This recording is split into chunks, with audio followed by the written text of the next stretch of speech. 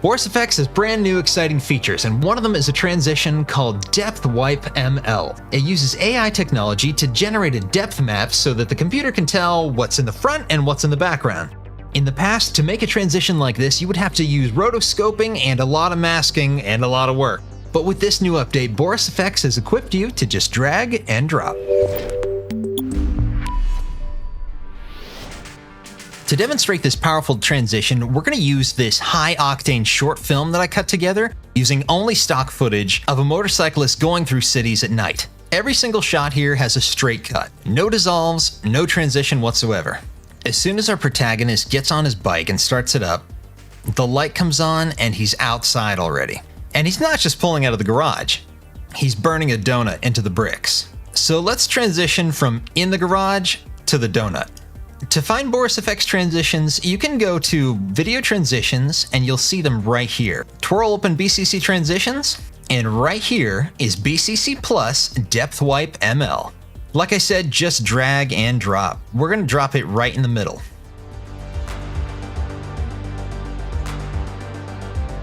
Whoa.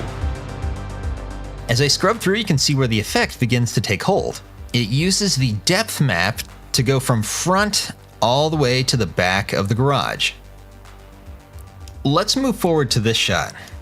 This is a fantastic opportunity to use a depth map at all because you can see the distance that our character is driving towards. The depth map is going to be able to see that this area down here is in the distance, and what's in the foreground going out this way is closer to us.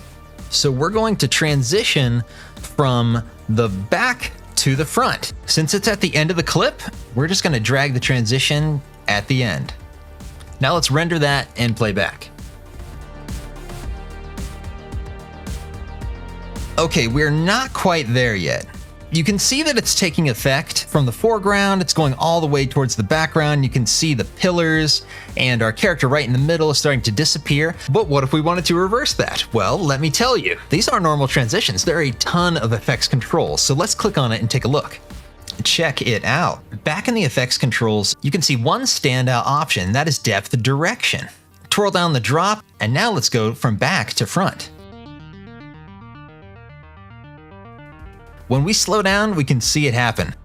It's like he's driving into a portal into the next shot. Now that is a very unique transition. Something tells me there's another Emmy cooking, but I want to slow it down, so let's adjust some parameters. That tunnel's coming a little too fast for me, so let's stretch that out.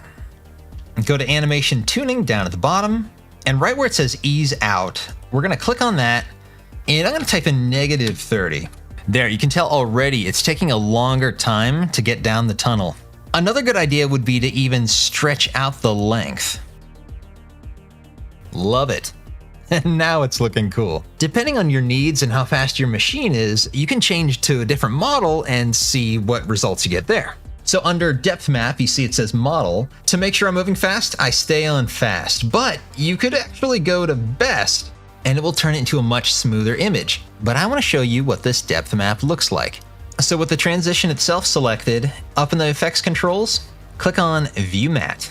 And there it is. This shows that everything in black is transitioning to the next clip and everything in white is still on the first clip.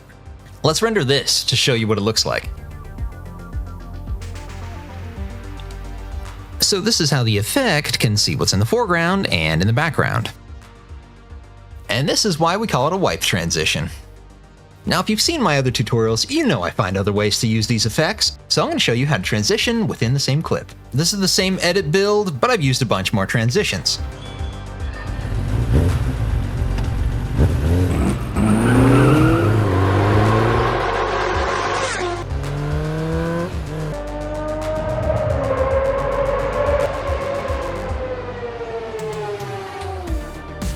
And here's the clip that I want to show you. These two shots are actually the same exact clip. But this long depth wipe transition goes from a black and white image to the full color image. And I'm going to point out exactly how we go from front to back. In the very first part of the shot, we just see these wheels right here. You move forward and everything is in black and white. Step forward a few times And you start to see that his pants and his sleeve and the seat of his motorcycle are starting to transition. That's because this area is in the foreground, this is in the midground, and this is in the background.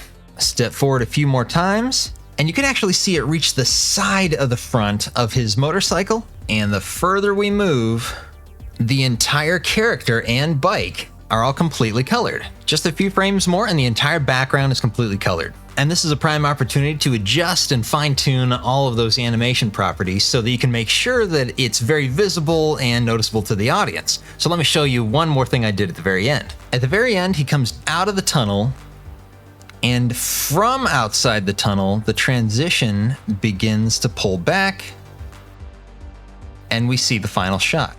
In the beginning, the full shot is in color, but check out the lights in the background, how they become black and white at this point. And then the black and white starts to cross over to the bike, on the road, and then in the grass in the very foreground, making it completely black and white by the last frame.